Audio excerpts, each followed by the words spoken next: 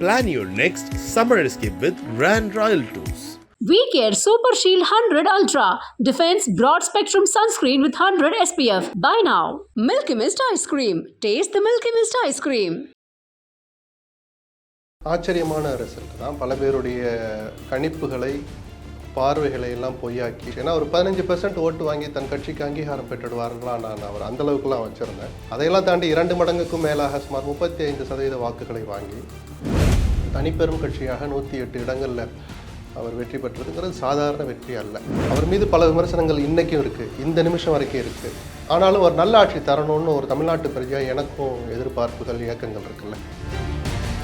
அன்றைக்கி ஒரு கொஞ்சம் கொஞ்சமாக பார்த்துருந்தாலும் இன்றைக்கி ஒரு முதலமைச்சராக சந்திக்கிறப்போ இன்றைக்கி நீங்கள் அதிகாரிகளை வச்சு கட்டுப்பாட்டோட கேள்விகள் கேட்க வைக்கலாம். விஜய் தான் ஆட்சி அமைப்பார்னு ஒரே ஒரு நிறுவனம் வெளியிட்டாங்கல்ல, இந்தியா டுடே, ஆக்சிஸ், மேக்சிஸ், அந்த அவங்க நிறுவனமும் சேர்ந்து வெளியிட்டாங்க கணிப்பில். விஜய் எந்த ஜாதி, அவர் ஜாதி பார்த்து நிறுத்தலை. அவர் அதுக்கு முதல்ல அவர் வாழ்த்து சொல்லலாம். விஷயம் அதில் ஆட்டோ ஓட்டுறவங்கள தொடங்கி கூலி வேலை செய்கிறவன், சாதாரண கடை வச்சிருக்கிறவன் யாரையோ எம்எல்ஏ ஆக்கியிருக்கிறார். தன்னுக்கிட்ட டிரைவராக இருக்கிற ஒருத்தருடைய பையனுக்கு கொடுக்கணுங்கிற மனசு முதல்ல வரணும். ஆட்டோ ஓட்டிட்டு போகிறாரு, அவர் எங்களுக்கு எம்எல்ஏ ஆகிட்டாருன்னா எங்களுக்கு ஏதாவது செஞ்சு கொடுக்கட்டும் அப்படின்ற அந்த எதிர்பார்ப்பு தானே அவங்களுக்கு இருக்கும் போது, வேற என்ன அவங்க எதிர்பார்க்க போகிறாங்க? அந்த அளவுக்கு மக்கள் நம்பிக்கை வைக்கிற அளவுக்கு திமுக மீதான வெறுப்பு இருந்திருக்கு, அல்லது அதிமுக மீதான நம்பிக்கை இன்னும் அவங்களுக்கு வரலை. அது இந்த ஆட்சி நல்லா இருக்கணும், நம்ம நல்ல ஆட்சி நடத்தணும்னு அவருக்கு ஆசை இருந்துச்சே தவிர அதை செயல்படுத்துறதுல சில ஓட்டைகள், ஒமிஷன் இருந்தது அவருக்கு. குளத்தூர் தொகுதி மக்கள் தங்களை தாங்களே ஏமாற்றிக்கிட்டாங்க தான் நான் சொல்வேன். அது மாதிரியான ஒரு எம்எல்ஏ வேறு யாரும் கிடைக்க மாட்டாங்க. ஏசிஆரில் பல திட்டங்கள் தாமதமானது காரணம் இந்த கவுன்சிலர் செஞ்ச அராஜகம் தான். நீ லஞ்சத்தை கொண்டு மந்திரிகிட்ட கொடுத்துட்டா எனக்கு யார் கொடுப்பா அப்படின்னு கேட்டு நிறுத்தப்பட்ட திட்டங்கள் எத்தனை இன்னைக்கு கூப்பிட்டு ஸ்டாலின் விசாரிக்கட்டும். ஒரு மாற்றம்னு சொல்கிறாரு, இவருக்கு தான் போட்டு பார்ப்பேங்கிற அந்த மாற்றத்துக்கான ஒரு முடிவாக தான் இதை பார்க்குறேன். விஜயால் லஞ்சத்தை ஒழிக்க முடியாது. பொதுப்பணித்துறை, நெடுஞ்சாலைத்துறை இவர் என்ன ஸ்டெப் எடுக்கிறான்றது 10 நாளில் தெரிஞ்சு போயிட்டு 107 தொகுதிகளில் நினைக்கிறேன் டெபாசிட் போயிருக்கு அதிமுக. அதிமுக வரலாற்றில் இல்லாத படுதோல்வி முழு முதல் காரணம் எடப்பாடி தான். ஒரு மாற்றாக சீமானிடமோ எடப்பாடியிடமோ போக வேண்டாம்னு நினைச்சது காரணம் சீமான் நடத்துகிற சித்தாந்த அரசியல். அது மக்களுக்கு புரியாது. பொதுமக்கள் இன்னும் சீமான நோக்கி போகவே இல்லை, இளைஞர்கள் தான் போனாங்க. யாருக்கு ஓட்டு தெரியல, இப்போ விசிலுக்கு போட்டேன் அப்படின்னு சொன்ன மக்களை கண்ணால் பார்த்ததை வச்சு நான் சொல்கிறேன். உங்கள் மேலே அவ்வளோ நம்பிக்கை வச்சு உங்களை எம்எல்ஏ ஆக்கி அமைச்சராக்குகிற அந்த வாய்ப்பை கொடுத்த அந்த மக்களுக்கு. கலாட்டா வாய்ஸ் நேயர்களுக்கு வணக்கம். இன்னைக்கு நம்ம யாரை சந்திச்சு பேச போறோம்னா, மூத்த பத்திரிகையாளர் எஸ்பி லக்ஷ்மணன் அவங்கள சந்திச்சு நிறைய விஷயங்கள் கேட்டு தெரிஞ்சுக்கலாம். வாங்க. வணக்கம் சார். வணக்கம். ஸோ தொடர்ந்து யாரும் உங்களை விட்டுருக்க மாட்டாங்க. கேட்ட கேள்விகள் எல்லாரும் கேட்ட கேள்விகள் தான் நான் கேட்க போறேன். இந்த ரிசல்ட்டை எப்படி பார்க்குறீங்க? அதாவது 2026 எலெக்ஷன் ரிசல்ட்டை எப்படி பார்க்குறீங்க? ஆச்சரியமான ரிசல்ட் தான். பல பேருடைய கணிப்புகளை பார்வைகளை எல்லாம் பொய்யாக்கி, பொதுவாக கருத்து கணிப்புகளில் எனக்கு எப்போதும் நம்பிக்கை இருந்ததில்லை. அதை நான் பல நேரங்களில் சொல்லியிருக்கேன். தனிப்பட்ட முறையில் என்னுடைய கருத்தும் கூட பொய்யாயிடுச்சு. ஏன்னா ஒரு 15% ஓட்டு வாங்கி தன் கட்சிக்கு அங்கீகாரம் பெற்றுடுவார்களா, நான் அவர் அந்தளவுக்குலாம் வச்சுருந்தேன். அதையெல்லாம் தாண்டி 2 மடங்குக்கும் மேலாக சுமார் 35% வாக்குகளை வாங்கி 60 ஆண்டுகளுக்கு பிறகு 2 திராவிட இயக்கங்களையும் ஆட்சி கட்டில் உட்கார விடாத ஒரு சூழ்நிலையை ஏற்படுத்துகிற அளவுக்கு தனிப்பெரும் கட்சியாக 108 இடங்களில் அவர் வெற்றி பெற்றதுங்கிறது சாதாரண வெற்றி அல்ல. என்ன சார் மெஜாரிட்டி கிடைக்கலன்னு ஒரு பக்கம் நக்கல் பண்ணலாம். 108ங்கிறது மற்றவர்கள் கிடைக்காத அந்த உயரம் அவருக்கு கிடைச்சதுங்கிறது சாதாரண வெற்றி அல்ல. மனப்பூர்வமாக அவருக்கு நம்மளுடைய வாழ்த்துக்களை சொல்லலாம். அவர் மீது பல விமர்சனங்கள் இன்றைக்கும் இருக்குது, இந்த நிமிஷம் வரைக்கும் இருக்குது. ஆனாலும் ஒரு நல்ல ஆட்சி தரணும்னு ஒரு தமிழ்நாட்டு பிரஜா எனக்கும் எதிர்பார்ப்புகள் இயக்கங்கள் இருக்குல்ல. பத்திரிகையாளருடைய கடமை பொதுமக்களுடைய கருத்துக்களை பிரதிபலிக்கிறது தான். அவர் இது வரைக்கும் பத்திரிகையாளர்களை சந்திச்சதே இல்லை. அது சட்டவிரோதம் அல்ல. இனிமேலும் அப்படி இருக்கலாமா அப்படின்னு சந்திக்காதது தவறுன்னு சொல்றீங்களா சார்? தவறு தானே. இந்த கட்சியை நான் ஏன் ஆரம்பித்தேன், என்ன ஏது என்ன நடக்குது, நான் என்ன சொல்லியிருக்கணும், எடுத்த உடனே அப்படியே ஹேண்டில் பண்ணிட முடியாது ஒரு ப்ரெஸ் மீட்டை. தவறுகள் நடக்கட்டும், நீங்களும் கற்றுக்கணும்ல. அன்றைக்கி ஒரு கொஞ்சம் கொஞ்சமாக பார்த்துருந்தாலும் இன்றைக்கி ஒரு முதலமைச்சராக சந்திக்கிறப்போ இன்றைக்கி நீங்கள் அதிகாரிகளை வச்சு கட்டுப்பாட்டோட கேள்விகள் கேட்க வைக்கலாம். அது வேறு. மக்களோட எப்படி தான் நீங்கள் நெருங்குவீங்க, உங்களை எப்படி மக்கள் ரசிப்பாங்க, எப்படி பார்ப்பாங்க, எதுவுமே தெரிஞ்சுக்காம நீங்கள் என்ன வேணாலும் இருங்க, ஆனாலும் உங்கள் மேலே நாங்கள் நம்பிக்கை வச்சுருக்கோம் அப்படின்னு தான் சுமார் 1.25 கோடி பேர் உங்களுக்கு வாக்களிச்சிருக்காங்க. அதுதான் சார் கேட்க வந்தேன். எந்த நம்பிக்கையில் மக்கள் இவ்வளோ பேர் ஓட்டு போட்டாங்க? ஏன்னா அந்த அளவுக்கு ஆளுங்கட்சி மேலே ஒரு வெறுப்பு இருந்திருக்குங்கிறத நம்ம அதன் பிறகு தான் தெரிஞ்சுக்கிட்டோம். ஏன் இது முன்னாடியே சொல்கிறதுக்கு என்னன்னு என்ன கேட்கக்கூடாது. அந்த அண்டர் கரண்ட்னு சொல்கிற மாதிரி ஒரு மௌன புரட்சி யாராலையுமே ஸ்மெல் பண்ண முடியலையே. விஜய் தான் ஆட்சி அமைப்பார்னு ஒரே ஒரு நிறுவனம் வெளியிட்டாங்கல்ல, இந்தியா டுடே, ஆக்சிஸ், மேக்சிஸ், அந்த அவங்க நிறுவனமும் சேர்ந்து வெளியிட்டாங்க கருத்து கணிப்பில். அவர்கள் கூட விஜயினுடைய நம்பரை கரெக்டாக சொல்லிட்டோன்னு கிளைம் பண்ணிக்க முடியாது. ஏன்னா மீது 2 பேர் எவ்வளோ வாங்குவாங்கன்னு சொன்னா கோட்டை விட்டுருக்காங்க. அந்த கணிப்பு அவர்களும் முழுமையாக சரியாக செய்யலை. மற்ற எவரும் சொல்ல தயங்கியதை இவங்க தைரியமாக சொன்னாங்கன்னு வேணால் சொல்லலாமே தவிர மக்களுடைய மனநிலையெல்லாம் முழுசாக அறிஞ்சிக்க முடியல. அந்தளவுக்கு தங்களுக்குள்ளேயே அவங்க ஒரு முடிவை எடுத்து வச்சுருந்தாங்க. ஜாதி எல்லைகளை கடந்து பணபலத்தை எல்லாம் ஒரு துளிகூடம் மதிக்காமல் அந்த 2 விஷயமும் இந்த தேர்தலில் நல்ல ஒரு அற்புதமான ஒரு மெசேஜை சொல்லியிருக்கு. விஜய் எந்த ஜாதி, அவர் ஜாதி பார்த்து நிறுத்தலை. அவர் அதுக்கு முதல்ல அவர் வாழ்த்து சொல்லலாம். சார் கிடைச்ச அவசரத்தில் யாரெல்லாம் கிடைச்சாரோ போட்டு நிறுத்தினா சார் அப்படின்னு நக்கல் பண்ணலாம். விஷயம் அதில் ஆட்டோ ஓட்டுறவங்கள தொடங்கி கூலி வேலை செய்கிறவன், சாதாரண கடை வச்சிருக்கிறவன் யாரையோ எம்எல்ஏ ஆக்கியிருக்கிறார். இது நிஜமான ஒரு புரட்சி தான். வேறு வழி இல்லாமல் நிறுத்துறான்னு விமர்சனத்துக்கு வேணா சொல்லலாமே தவிர தன்னுக்கிட்ட டிரைவராக இருக்கிற ஒருத்தருடைய பையனுக்கும் கொடுக்கணுங்கிற மனசு முதல்ல வரணும். தன்னை நம்பி வர சிறிய கட்சிகளுக்கு கொடுக்கணும். கிட்டத்தட்ட 3 சிறிய கட்சிகளுக்கு கூட்டணியில் கொடுத்துருக்கிறார். கூட்டணின்னு வெளியே சொல்லிக்கல. ஏன்னா அவங்களும் விசில் சின்னத்தினால வெளியே தெரியாமல் போயிடுச்சு. ஜெகநாத் மிஸ்ரா கம்பத்தில் ஜெயிச்சவர், முஸ்தபா, இவங்கெல்லாம் தனி இயக்கம் வச்சிருக்கிறாங்க. என்னை நம்பி ஒருவர்களுக்கு அதிகாரத்தில் பங்கு கொடுப்பேன்னு மதுராந்தகத்தில் சொன்னார் இல்லையா முதல் மாநாட்டில், அதை வெறும் வார்த்தையோடு இல்லாமல் செஞ்சும் காட்டினார். எடப்பாடி சொல்கிறார் இல்லையா இந்த இயக்கத்தில் யார் வேண்டுமானாலும் பொதுச்செயலாளர் ஆகலான்னு, சத்தியமாக ஆக முடியாது. எப்படி சொல்கிறீங்க? அதை எப்படி சொல்கிறீங்க? ஒருத்தர் முதல்ல பொதுச்செயலாளருக்கான தேர்தல் வருதுன்னா நீங்களும் நானும் போய் ஒரு வேட்புமனு வாங்க முடியாது. வேட்புமனு வாங்கிடலாம், ஃபில் பண்ணி கொடுக்க முடியாது. ஏன் தெரியுமா? 10 மாவட்ட செயலாளர்கள் உங்களை முன்மொழியணும், இன்னொரு 10 மாவட்ட செயலாளர் உங்களை வழிமொழியணும். 20 மாவட்ட செயலாளர்கள் ஆதரவு இருக்கிற ஒரு சாதாரண ஆள் தான் பொதுச்செயலாளர் பதவிக்கு போட்டியிட முடியும். இது எப்படி நீங்க யார் வேணாலும் ஆகலான்னு சொல்ல முடியும்? முடியாது. ஆனால் அவர் வார்த்தையால சொன்ன அந்த விஷயத்தை நிஜமாவே செஞ்சு காட்டியிருக்கிறார் விஜய், நம்ம பாராட்டலாம். சாதாரண நபர்களை ராயபுரத்தில் ஜெயிச்சவர் ஆட்டோ ஓட்டுறவர்னு சொல்றாங்க. அது ஒன்றும் ஒரு தரம் குறைந்த செயல் அல்ல. கௌரவப்பட்டுக்கலாம், ஸ்காலரை தூக்கி விட்டுக்கலாம். அவர் என்னாலும் எம்எல்ஏ ஆக முடியும், மக்கள் என் மேலே நம்பிக்கை வச்சுருக்காங்க. அவர் இனிமேல் சிறப்பாக செயல்படணும்னு நம்ம ஆசைப்படுவோம், அவ்வளோதான். ராயபுரம் மக்களுக்கு வேறு என்ன வேணும்?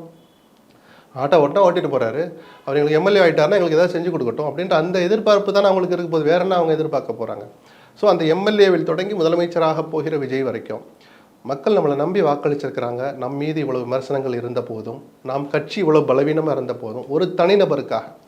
ஏன்னா இப்போ அண்ணாநகரில் போய் யாரு கேண்டிடேட் கேட்டால் அந்த அண்ணாநகர் வாசிகளுக்கு தெரியாது, ஆனால் விசிலுக்கு ஓட்டு போட்டிருப்பாங்க. கண்டிப்பா சார். ஏன்னா ஆமா, விசிலுக்கு போட்டா விஜய் முதலமைச்சர் ஆகணும், வேட்பாளரே தெரியல சார். அவசியம் இல்லை. இப்ப வரைக்குமே யார் யார் ஜெயிச்சிருக்காங்கன்னு சொல்லிட்டு படித்தவர்களுக்கு தெரிகிறது, பத்திரிகையாளர்களுக்கே தெரியலங்க இந்த தொகுதியில யார் என்ன புது ஆட்கள் எல்லாம் அவ்வளவு நம்பிக்கை வச்சுட்டாங்களா சார்? அந்த அளவுக்கு மக்கள் நம்பிக்கை வைக்கிற அளவுக்கு திமுக மீதான வெறுப்பு இருந்திருக்கு, அல்லது அதிமுக மீதான நம்பிக்கை இன்னும் அவங்களுக்கு வரல.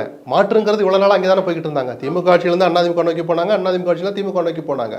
இன்னைக்கு மாற்று இன்னொரு சீமான் இருக்கிற போது அவரை கூட திரும்பாம ஏன் உங்க மேல வச்சாங்க அப்படின்னு ஒண்ணு இருக்குல்ல. அந்த நம்பிக்கையை காப்பாற்றுற அளவுக்கு செயல்படணும்னு நான் விரும்புறேன்.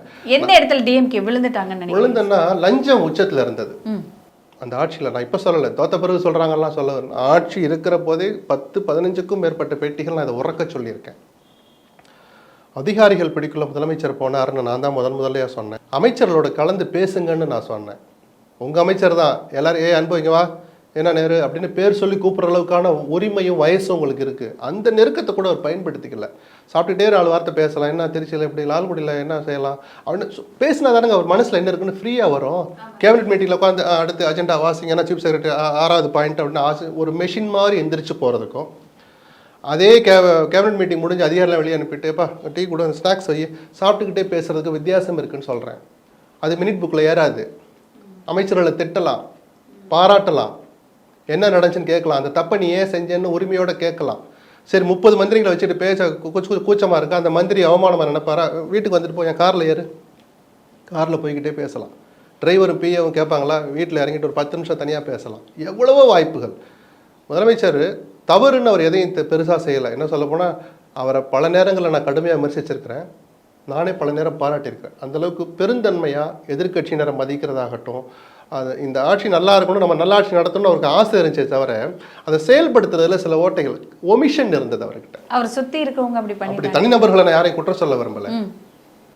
இவருக்கா தெரிய வேண்டாமா? இவர் அடிமட்டத்துலேருந்து வந்தாள் தானே, கோபாலபுரம் இளைஞரணி அப்படின்னு அந்த இடத்துலேருந்து வந்தவர் தானே. என்ன ஏது அதெல்லாம் அவராக கேட்கணும்ல. ஏன் இந்த அதிகாரி ஃபைலை ஏன் எடுத்து, ஏன் இந்த இடத்துல இப்போ தானே மாற்றினவர் இங்கேருந்து, ஏன் திருப்பி இங்கே போடுறோன்னு கேட்க தவறினார். நான் ஒரு சின்ன உதாரணத்துக்காக அதை சொல்கிறேன். சின்ன சின்ன விஷயங்கள் தோத்த பிறகு ஏறி அடிக்கிறது இல்லை. அவர் நிஜமாக சொல்ல போனால் குளத்தூர் தொகுதி மக்கள் தங்களை தாங்களே ஏமாற்றிக்கிட்டாங்க தான் நான் சொல்வேன். அது மாதிரியான ஒரு எம்எல்ஏ வேறு யாரும் கிடைக்க மாட்டாங்க. விஎஸ் பாபு தகுதியற்றவர்னு நான் சொல்லலை. முதலமைச்சரான பிறகு பல பேருக்கு தொகுதி பக்கம் போக நேரம் இருக்காது, அல்லது அவர் சார்பாக யாராவது ஒருத்தர் பார்த்துக்குவாங்க.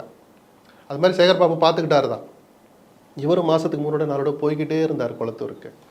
அங்கே நிறைவேற்றது அத்தனை திட்டங்கள் அதில் அந்த தொகுதியில் நிறைவேற்றினது. இதையெல்லாம் தாண்டியும் உங்கள் மேலே எங்களுக்கு விருப்பம் இருக்கோ விஜய் வரணுன்ற அந்த பார்வை. இப்போ குளத்தூரில் போய் யார் எம்எல்ஏன்னு கேளுங்க சொல்ல தெரியாது பல பேருக்கு, பேர் கூட கவலைப்படாது. விஜய் முதலமைச்சர் ஆகணும் அப்படிங்கிற அந்த நம்பிக்கை வச்சிருக்கிறாங்க. நகர்ப்பகுதி மக்கள் வேறு சில கஷ்டங்களை அனுபவிச்சாங்க. டிராஃபிக் போலீஸில் படுற கஷ்டத்தில் தொடங்கி அவங்க பண்ண அராஜகம்லாம் உச்சம். முதல்வரே தோத்து போற அளவுக்கு, முதல்வரே தோல்வியை தழுவ வைக்கிற அளவுக்கு மக்கள் கிட்ட அவர் அவ்வளோ அதிருப்தியை சம்பாதிச்சுட்டாரு. இல்ல அப்படி நான் நினைக்கல. ஒரு பொதுவான ஒரு எரிச்சல் வந்துருச்சு நகர்ப்பகுதி மக்களுக்கு. ஒரு வீடு கட்ட முடியல, கவுன்சிலர்கள் அராஜகம், ஒரு கடனை உடனே வாங்கி பேங்க்ல லோனை போட்டு ஒரு 4 வீடு கட்டி அதை ஒரு தொழிலா பண்ணலான்னா எத்தனை அடுப்பு அப்படின்னு கேட்பாங்க. ஒரு அடுப்புக்கு இவ்வளோ காசுன்னு கவுன்சிலருக்கு பணம் கட்டாமல் அதுக்கு அப்ரூவலே கிடைச்சதில்ல. சிஎம்டி விவகாரம்லாம் அப்புறம். ரோட்டில் மண்ணு கொட்டு கிடந்தாலே அண்ணன் கூப்பிட்றாரு, இல்லை அண்ணன் வந்துட்டு இருக்கிறாருன்னு தான் சொல்லுவான். இது இந்த ஆட்சி இல்லை. ஜெயலலிதா ஆட்சியில் இரும்பு பெண்மணி என்று ஒரு பெயர் எடுத்த ஜெயலலிதா கண்ணிலே விரல விட்டு ஆட்டினவங்க தான் இந்த கவுன்சிலர்கள். திமுக ஆட்சியில் 2 மடங்கு ஆட்டம் அதிகமாச்சு. ஸ்டாலினால் தடுக்க முடியல. ஏசிஆரில் பல திட்டங்கள் தாமதமானது காரணம் இந்த கவுன்சிலர் செஞ்ச அராஜகம் தான். நீ லஞ்சத்தை கொண்டு மந்திரிகிட்ட கொடுத்துட்டா எனக்கு யார் கொடுப்பா அப்படின்னு கேட்டு நிறுத்தப்பட்ட திட்டங்கள் எத்தனை இன்னைக்கு கூப்பிட்டு ஸ்டாலின் விசாரிக்கட்டும். கண்டிப்பா. அப்படி அந்த திட்டம் நிறுத்தினால ஒரு ராமசாமியோ குப்புசாமியோ தனிநபரை போய் பாதிச்சிருக்காது. ஆனால் அது குண்டும் குழிமா ரோடு இருக்கு, எப்போ தோண்டி போட்டது அப்படியே கிடக்குன்னு 2 வீலரில் போகிற ஒருத்தனும் முதுகு வழியில் அந்த வழியை அனுபவிக்க தான் அந்த மாற்றுன்னு அந்த எண்ணம் வந்துக்கிட்டே இருந்தது. டிராஃபிக் போலீஸு காரணமே இல்லாமல் ஒரு வயசான தம்பதி காரில் போகிறான், அவன் ஹெல்மெட் போட்டிருக்கான், இந்த அம்மா போடலை, இல்லை 2 பேரும் போட முடியாத சூழல். அவங்கள நிறுத்தி 10 நிமிஷம் டார்ச்சர் பண்ணி 1000 ஃபைன் வாங்கினாங்கல்ல, சட்டப்பூர்வமான நடவடிக்கை. ஆனா அவங்கிட்ட அந்த ஏழைகிட்ட அந்த வேலையை காட்டலாமா? இப்படி இப்படி இப்படி இப்படி ஓட்டிட்டு போறானே, அவனை பிடிக்கிறதுக்கு உங்களுக்கு துணிச்சல் இல்லை. அவனை விரட்டிட்டு போய் வச்சு பைக்கை பறிமுதல் பண்ணி கோர்ட்ல வந்து ஃபைன் கட்ட வைக்கணுங்கிற அந்த துணிச்சல் அந்த இது இல்லாம ஒரு அப்பாவிகளை போட்டு சொன்னாங்க பாருங்க. குறிப்பா 2 ஆண்டுகளா 2024 நாடாளுமன்ற தேர்தல் முடிஞ்சதுலேருந்து டிராபிக் போலீஸ் சென்னையில பண்ண அக்கிரம உச்சம். டார்கெட் இவ்வளவு வசூல் பண்ணி ஆகணும். நீங்க இதெல்லாம் ஒரு விஷயமா சார்? இதெல்லாம் முதல்வருக்கு தெரிஞ்சுதான் நடந்திருக்கும். இல்ல தெரிஞ்சுன்னு இல்லை, இதெல்லாம் ஒரு கவனத்தை கொண்டு போனாங்களே தெரியலையே. கொண்டுட்டு போன ஏன்னா நான் இந்த காமன் மேன் பார்வையில இருந்து பாக்குறேன். நானும் ஒருத்தனா அதில் அனுபவிச்சல இருந்து இதெல்லாம் சொல்லிக்கிட்டு வரேன். நான் கவுன்சிலர்கள் அராஜகம், டிராபிக் போலீஸ் காரணமே இல்லாமல் அப்பாவிகளை துன்புறுத்தினதுன்னு சின்ன சின்ன விஷயங்கள். நீங்க போட்ட ரோட்டையே தோண்டி போட்டதெல்லாம் எங்கேயே பார்த்துருக்குறோம். போட வேண்டிய ரோடு எத்தனை குறுக்கு சாலைகள் தெருக்கள் போட முடியாம இருக்குன்றதை பார்க்கணும். அவங்கெல்லாம் 2 வீலரில் போறவனுக்கு தான் அந்த வழி தெரியும். ராத்திரியில் அவன் படுக்கும் போதெல்லாம் ஞாபகம் வரும். முதுகு வலிக்க கோபம் ஸ்டாலின் மேலே தான் போகும். அந்த குப்புசாமி ரங்கசாமின்னு கவுன்சிலர் இருக்கான், அவன் மேலே போகாது, யார் ஆட்சியில் இருக்கான்னு தான் போகும். இதை கணிக்க தவறிட்டாங்க. மற்றபடி ஒரு குளத்தூரில் தோற்கடிக்கப்பட்டது வருத்தமான செய்தி தான். நான் ஒரு பத்திரிகையாளராக நான் நிஜமாக எங்கள் கோட்டை திமுகவின் கோட்டை, அங்க இருக்கவங்க சொல்லியே வந்து நிறைய சென்னையே கோட்டை தானே திமுகவின் கோட்டை. 47 தொகுதிகள்ல 47 தொகுதிகள்ல 46 இடம் ஜெயிச்சது திமுக போன 21 தேர்தல். இப்ப கிட்டத்தட்ட 35 தொகுதிக்கு மேல விசில் ஜெயிச்சிருக்கு. சாதாரண வெற்றி அல்ல. உதயநிதி 7,000 ஜெயிக்கிறாரு, சேகர் 13-14,000 ஜெயிக்கிறாரு. தாவேகா ஜெயிச்ச வித்தியாசத்தை பார்த்தீங்கன்னா 50,000 60,000 80,000. மக்கள் அவ்வளவு வெறுப்ப அலையலையா வந்து போட்டிருக்கிறாங்க. பெர்சன்டேஜ் கூடுனதுக்கு காரணம் அந்த வாக்காளர் எஸ்ஐஆர் வந்த பிறகு தகுதியற்றவர்களை நீக்கின பிறகு எண்ணிக்கை குறைஞ்சதும் ஒரு காரணம். அப்போ கடந்த காலத்தில் போட்ட அதே 80% இப்போ 90% மாறும் அந்த எண்ணிக்கை குறைஞ்சதுனால. அந்த பழைய 80% அப்படியே இந்த வெயிலில் வந்து நின்று போடணுங்கிற ஒரு உறுதியோடு வந்தாங்கல்ல. அதுக்கு காரணம் என்னன்னு இப்போ தேர்தல் முடிஞ்ச பிறகு தெரியுது. இந்த வெறுப்பை காட்டணும்னு வந்திருக்கிறாங்க. தங்கள் தொகுதி வேட்பாளர் யாருங்கிற பற்றி அவங்க கொல்லப்படலை. ஒரு மாற்றம்னு சொல்கிறாரு, இவருக்கு தான் போட்டு பார்ப்பேங்கிற அந்த மாற்றத்துக்கான ஒரு முடிவாக தான் இதை பார்க்குறேன். அதில் விஜய் சொன்ன ஒரு விஷயத்தை நான் ரசிக்கிறேன், அதை செய்யணும்னு ஆசைப்பட்றேன். லஞ்சத்தை ஒழிப்பேன்னு சொன்னேன். திமுக ஆட்சியில் லஞ்சம் உச்சம் சொன்னல, சின்ன சின்ன வேலைக்கு தலையாரிக்கு பிஏக்கு டிரைவர் கண்டக்டருக்கெல்லாம் அத்தனை லட்சம்னு. விஜயால் லஞ்சத்தை ஒழிக்க முடியாது, ஆனால் குறைக்க முடியும். முதல் ஸ்டெப்பாக குறைக்க முடியும். குறைச்சாதான் நீங்கள் ஒழிக்கிறத நோக்கி போக முடியும். பொதுப்பணித்துறையில நெடுஞ்சாலைத்துறையில இவர் என்ன ஸ்டெப் எடுக்கிறான்றது 10 நாளையில தெரிஞ்சு போயிடும். கண்டிப்பா சார். ஏன்னா முதல் டெண்டர் வரதான் போகுது. கண்டிப்பா. அது எப்படி நிறைவேற்றுறாங்கன்றது பத்திரிகையாளர் நம்ம காதுக்கும் கண்ணுக்கும் வரும். அதை பார்த்தாலே முதல் சர்டிஃபிகேட் நம்ம தான் கொடுக்க போறோம், வாழ்த்துக்களை சொல்லி அதை வரவேற்க போறோம். ஏன்னா அந்த 2 துறையில தொடங்குற ஊழல் தான் மற்ற எல்லாத்துலையும் அதுதான் பெரிய பட்ஜெட். அது பணத்தை அதில் அடிக்கலாம் லம்பான்னு கணக்கு போகிறதே அரசியல்வாதிகள் அந்த 2 துறையில் தான். ஊழலை ஒழிப்பேன்னு சொன்ன விஜய் முதல்ல அந்த 2 துறையில் இனிமேல் லஞ்சத்துக்கு இடமே இல்லைன்னு சொன்னாதான் 30% 35% போச்சு. அது ஒரு 5-10 நிற்கும். ஒழிக்க முடியாது. நான் இப்போவும் சொல்கிறேன், ஒழிக்கவே முடியாது. சரி சார், நான் அவரை டிஸ்கரேஜ் பண்ணலை, கன்ஸ்ட்ரக்டிவாக ஒரு ஸ்டெப் எடுத்து வைக்கணும்னு நான் ப்ராக்டிக்கலாக அதை சொல்லித்தரேன். நான் ஒரு கேள்வி கேட்குறேன் சார். நீங்கள் சொன்னீங்க ஸ்டாலின் அவர்களே அதிகாரிகளை கேட்டு தான் நிறைய விஷயங்கள் பண்ணினாரு அப்படின்னு சொல்லிட்டு, இப்போ விஜய் அவர்கள் எனக்கு தெரிஞ்ச அவர்களோட அதிகமான ஸ்டாலினை விட அதிகாரிகளை சார்ந்து இருக்க போறார், தப்பே கிடையாது. அதிகாரிகள் இல்லாமல் அரசு இயந்திரம் இயங்காது, அதை நான் மனப்பூர்வமா ஏத்துக்கிறேன். ஆனால் அத்தனை அதிகாரிகளை வச்சு அவங்க கருத்துக்களை கேட்டு முடிவை தலைவன் தான் எடுக்கணும். அந்த அதிகாரி சொல்றதுல கையெழுத்து போடாதீங்க, ஏன்னு கேட்டுட்டு போடுங்கன்னு நான் சொல்றேன். இது சரியா வருமானு யோசிச்சு போடுங்க. முடிவை தலைவன் தான் எடுக்கணும். மக்கள் உங்களை தான் தேர்ந்தெடுத்தாங்களே தவிர அந்த ஐஏஎஸ் இல்லை. ஆனால் அந்த ஐஏஎஸ் சொல்லித்தராமல், அந்த ஐஏஎஸ் இம்ப்ளிமெண்ட் பண்ணாமல் இந்த ஸ்கீம் மக்களுக்கு போய் சேராது. அதையும் நான் ஒத்துக்கிறேன். ஆலோசனைகளை கேளுங்க. முடிவை தலைவர் எடுக்கணும், முதலமைச்சர் எடுக்கணும், மந்திரி எடுக்கணும். அதிகாரிகள்கிட்ட முழுமையாக விடாதீங்கன்னு தான் நம்ம எதிர்பார்க்கிறோம். ஓகே சரி, எல்லா இடங்கள்லையுமே வந்துட்டு எலெக்ஷனுக்கு முன்னாடியும் சரி பின்னாடியும் சரி சொல்லக்கூடிய ஒரு விஷயம், போட்டி டிவிகேக்கும் டிஎம்கேக்கும் தான் அப்படின்னு சொல்லிட்டு டிஎம்கே ஓட்டெல்லாம் வாங்கினார். அதை விட ரொம்ப அடி வாங்கியிருக்கிறது பார்த்தா ஏடிஎம்கே சார். ஒரு பிரதான கட்சி, கிராமத்தில் போய் ஒரு மூதாட்டி கிட்ட கேட்டால் கூட யாருக்கு ஓட்டு போடுவேன்னா ரெட்டலைக்கு ஓட்டு போடுவேன், எம்சிஆர் கட்சிக்கு ஓட்டு போடுவேன்னு சொல்கிறவங்க அந்த ஓட்டுக்களே உடைச்சு டிவிகேக்கு போயிருக்கு. அதை எப்படி பார்க்குறீங்க சார்? 107 தொகுதிகளில் நினைக்கிறேன் டெபாசிட் போயிருக்கு அதிமுக. அதிமுக வரலாற்றில் இல்லாத படுதோல்வி. முதல் காரணம் எடப்பாடி தான். ஏன்னா இந்த கட்சி ஒற்றுமையாக இருந்தால், அந்த கட்சி மேலே நம்பிக்கை வரலன்னு ஒரு பாயிண்ட்டை சொருகினேன் நான். திமுக மீதான வெறுப்பு ஒரு மாற்றாக சீமானிடமோ எடப்பாடியிடமோ போக வேண்டாம்னு நினைச்சது காரணம் சீமான் நடத்துகிற சித்தாந்த அரசியல். அது மக்களுக்கு புரியாது. பொதுமக்கள் இன்னும் சீமானை நோக்கி போகவே இல்லை, இளைஞர்கள் தான் போனாங்க. சரி, எடப்பாடி கிட்ட போகலான்னா அவர் இந்த கட்சியை நடத்துகிற விதம், அந்த நம்பிக்கை அவ்வளவு கொடுக்குறதா அவங்களுக்கு படலை. கட்சி ஒற்றுமையாக இருக்கணும்னு என்னை போன்றவர்கள்லாம் பல வருஷமாக சொல்லிக்கிட்டு இருக்கோம். என்னை பொதுச்செயலாளராக நான் சொன்னேன், லக்ஷ்மணனை பொதுச்செயலாளராக தேர்ந்தெடுங்கள். இல்லையே, நீங்கள் நல்லா இருங்க, நீங்களே பொதுச்செயலாளராக இருங்க. ஓபிஎஸ் நான் எந்த நிபந்தனையும் எனக்கு இல்லை, நான் கட்சியில் சேரணும்னு கடைசியாக கதறினார். இடது காலால் புறம் தள்ளினார் எடப்பாடி அவரை. இன்றைக்கி அவர் என்ன எம்எல்ஏ. அவர் போன பிறகு வைத்தியலிங்கம் வெளியே போனார், அவர் எம்எல்ஏ. மனோஜ் பாண்டியே போனார், இன்னைக்கு அவர் எம்எல்ஏ ஜெயிச்சிருக்கிறாரு. செங்கோட்டையன் இந்த ஒற்றுமையை வலியுறுத்தின ஒரே காரணத்துக்கு கட்சியிலேருந்தே நீக்குறீங்க, அவர் இன்னைக்கு எம்எல்ஏ. இவங்களாம் அதிமுக இருந்தாலும் ஜெயிக்கிற அளவுக்கு லோக்கலில் செல்வாக்கு படைச்சவங்க. சரி, அது லோக்கல் செல்வாக்கு எனக்கு எதுக்கு, 4 எம்எல்ஏ போனால் போதுன்னு சொல்லலாம். இல்லை, இவங்க வெளியேற்றன் மூலமாக இவர்கள் சம்பந்தப்படாத ஒட்டுமொத்த இயக்க தொண்டர்களும் சோர்ந்து போனாங்க. என்ன ஒருத்தராக வெளியே போகிறாங்களே, என்ன ஒருத்த நாட்டு வைத்தியலிங்கம் போனால் கிருஷ்ணகிரிக்காரனும் வருத்தப்படுறான். பெரிய குளத்தை சேர்ந்த ஓபிஎஸ் கட்சியை விட்டு நீக்கினா அது கட்சியில் சேர்க்க மறுத்தா திருநெல்வேலியோட இம்பாக்ட் இருக்குது. கும்மிடிப்பூண்டியில் அது எதிரொலிக்குது. ஒரு தொண்டனும் வருத்தப்படுறான், நம்ம கட்சி இப்படி கரைஞ்சிக்கிட்டு போகுது. என்ன இதை ஸ்மெல் பண்ண எடப்பாடி தவிர்த்தால் அதில் தெரிஞ்சிருந்தும் போனால் போகட்டும்ன்ற அந்த ஒரு ஆணவ போக்கு அவர்கிட்ட இருந்தது. தினகரன் விஷயத்தில் அவர் ஒரு மனமாற்றத்துக்கு வந்தார், ரொம்ப லேட்டாக வந்தார். தினகரனும் லேட்டாக தான் வந்தார். 2 பேருக்கு ஒரு பெரிய மனுஷருக்கு வந்தால் ஒரு மேடையை ஷேர் பண்ணிக்கிட்டாங்க, நாங்கள் அம்மாவின் பிள்ளைகள் நாங்கள். இதே வார்த்தையை மற்றவங்களுக்கும் சொல்லியிருந்தா அந்த கட்சி கொஞ்சம் சொல்லலை. இல்லை, அதுதான் சொல்கிறேன், அதே வார்த்தையை மற்றவங்களுக்கும் சொல்லியிருந்தால் இந்த கட்சி கொஞ்சம் வலுவாக இருந்திருக்கும். தொண்டர்களுக்கு முதல்ல வேலை செய்கிற தொண்டனுக்கு உற்சாகம் வரணுங்க, அப்போ தான் அடுத்து. இப்போ திமுக தோல்விக்கு என்ன தெரியுமா இன்னொரு காரணம்? இந்த ஆட்சி அமைஞ்ச முதல் நாளே யாராவது போலீஸ் ஸ்டேஷனுக்கு போனீங்கன்னா நான் கடுமையாக நடவடிக்கை எடுப்பேன்னாரு. யாருக்காகவும் போகக்கூடாது, நான் கவனிச்சிருப்பேன், கண்காணிப்பேன்னு முதல் கேபினெட் மீட்டிங்கில் பேசினதை அதிகாரப்பூர்வமற்ற முறையில் பத்திரிகைகளுக்கு செய்தியாக கொடுத்தாங்க. பதவி ஏற்றுட்டு வந்து நடந்த முதல் கேபினெட் கூட்டத்தினுடைய விளைவாக ஒரு ப்ரெஸ் ரிலீஸ் வருது, இதுதான் பேசினார் முதலமைச்சர் அப்படின்னு. திமுககாரன் ஒருத்தர் ஸ்டேஷன் பக்கம் போகிறதில்ல. ஸ்டேஷனுக்கு போனால் ஏதோ அடித்து அங்கே இருக்கிறத கொள்ளையடிச்சு வர்றதுக்கு இல்லை. அவங்ககிட்ட 4 பேர் போவான்ல, அண்ணே இந்த மாதிரி அவன் போட்டியை பொண்டாட்டி அடிச்சுக்கிட்டு இருக்கானே, பக்கத்து வீட்டுக்காரன் கையை பிடிச்சி எழுக்கிறானே, அவன் ஒரு அண்ணன்கிட்ட வந்து சொல்கிறான், அவன் உள்ள எப்போ யாரோ சால்வ் பண்ண என்னன்னு பாருன்னு சொல்கிறதுக்கு கூட போக முடியாத நிலைமையை ஏற்படுத்தினாங்க. அதே நேரத்தில் மாற்று கட்சியினர் அங்கே கோல வச்சுறான் அதே ஸ்டேஷனில். அப்போ திமுககாரெல்லாம் வெந்து போயிட்டான். இல்லை, நம்ம ஆட்சி நடக்குது, நம்ம ஸ்டேஷனுக்கு போகக்கூடாதுங்கிறாரு தலைவர். அங்கே அந்த கட்சிக்காரன் வர்றான், பிஜேபிக்காரன், அவனுக்கு இருக்கிற மரியாதை கூட நமக்கு இல்லைன்னு, ஒரு திமுக ஒன்றிய செயலருக்கு நமக்கு இல்லைன்னு புளிங்கி செத்தான் மனசுக்குள்ளேயே. இதை ஸ்மெல் பண்ண ஸ்டாலின் தவறிட்டார். நான் பல பேட்டிகளில் சொன்னேன், நான் போகிற ஊருங்களில் கட்சிக்காரெல்லாம் கையை பிடிச்சிப்பாங்க, எங்கள் மனசில் இருக்கிறதெல்லாம் சொன்னீங்க என்ன. ஏனோ முதலமைச்சர் அதை கவனிக்க தவறிட்டார். ஏதோ சொத்தை எழுதி கொடுக்க சொல்லலை, இந்த ஸ்டேஷன் உனக்கு அந்த ஸ்டேஷன் உனக்குன்னு சொத்தை பிரித்து கொடுக்க சொல்லலை. ஊரில் ஒரு பிரச்சனைனா அந்த ஊர் முக்கியஸ்தராக இருக்கிற அந்த ஒன்றிய செயலர், இந்த ஆட்சியில் அண்ணாதிமுக ஆட்சி அண்ணாதிமுக ஒன்றிய செயலர் தானே போவாங்க.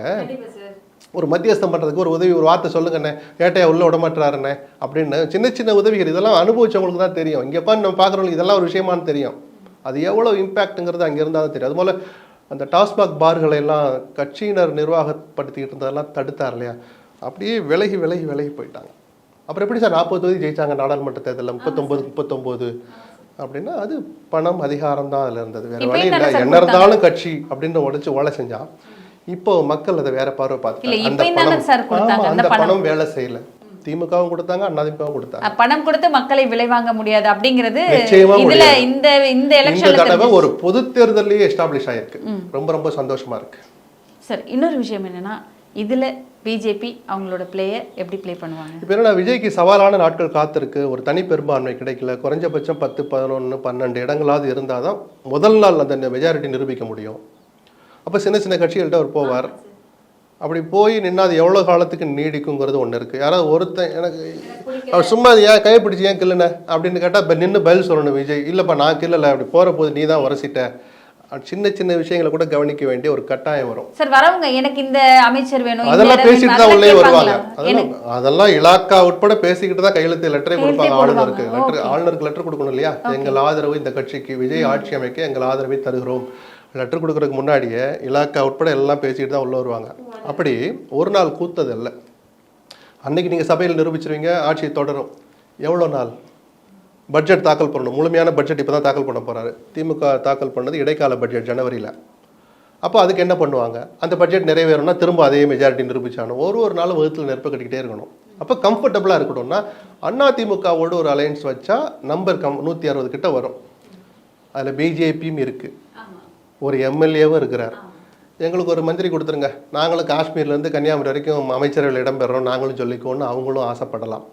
அப்படி இருந்தால் ஒரு வகையில் அது கொள்கை ரீதியாக அது வேறு, பிஜேபி துரோகம் பண்ணதெல்லாம் அவருக்கு இருக்கட்டும், தமிழ்நாட்டுக்கு நல்லதுன்னு நான் பார்க்குறேன். அவங்க அமைச்சரவையில் இருக்கிறாங்கிற அந்த சுயநலத்தின் அடிப்படையிலையாவது தமிழ்நாட்டுக்கு தேவையான நிதியை கொஞ்சம் சீக்கிரம் கொடுப்பாங்க, கொடுக்க வேண்டிய நிதியை கொடுக்க வேண்டிய அளவில் கொடுப்பாங்கன்னு ஒரு நப்பாசையில் நான் இதை சொல்கிறேன். தமிழ்நாட்டுக்கு அது நல்லதாக இருக்கும், ஒரு நிலையான அரசு அமைஞ்சா. இது ரெண்டாவது சாய்ஸு. மூணாவது, திமுக அதிமுக சேர்ந்தா கூட நம்பர் வருது இல்ல அப்படின்லாம் சில பேர் கீழே தொண்டர்கள் பேசி இல்ல அந்த பேச்சு போயிட்டு இருக்கு சார். அது ஒரு கேள்வியா கேட்கிறேன் சார். என்னன்னா வந்துட்டு என்னதான் விஜய் அவர்கள் 108 தொகுதி வந்திருந்தாலும் ஏடிஎம்கேயும் டிஎம்கேயும் சேர்ந்தா வலுவான கட்சியில அவங்கள எதுவுமே பண்ண முடியல, ரெண்டுமே திராவிட கட்சிகள்ல அப்படின்னு சொல்லிட்டு ஒரு பேச்சு வைக்கிறாங்க. படி அது சரி. ஒரு மேலோட்டமா பார்த்தா மக்களுடைய தீர்ப்புக்கு மாறா இருந்த மாதிரி இருக்கும். சரி, அந்த மக்களும் முழுசா தரலையப்பா விஜய்க்கு அப்படின்னு ஒரு சப்பக்கட்டும் கட்டலாம். அதில் ப்ளஸும் இருக்குது மைனஸும் இருக்குது. அது ரிமோட் சான்ஸ், அது அப்புறம் பேசுவோம். இல்லை இந்த மூணும் இல்லாமல் ஏதோ ஒரு குளறுபடி நடந்து ஒரு குளறுபடி நடந்து கவர்னர் ஆட்சி அமல்படுத்தி பிஜேபி ரூல் பண்ணவும் வாய்ப்பு இருக்குது. ஒரு 6 மாதத்துக்கு என்ன நடக்குதுன்னு பார்ப்போம். நம்ம இப்போவே பீதியை கிளப்ப வேண்டாம். சவாலான நாட்கள் விஜய்க்கு காத்திருக்கு. ஒரு நல்ல அரசியல் பாடத்தை அவர் கற்றுக்க வேண்டிய நல்ல வாய்ப்பும் வந்திருக்குன்னு நான் பார்க்குறேன். எப்படி சமாளிக்கிறாருன்னு பார்ப்போம். அவர் நல்லா சமாளித்தால் தமிழ்நாட்டுக்கு நல்லதுன்ற அந்த கருத்தையும் நான் சொல்கிறதுல எனக்கு தயக்கம் இல்லை.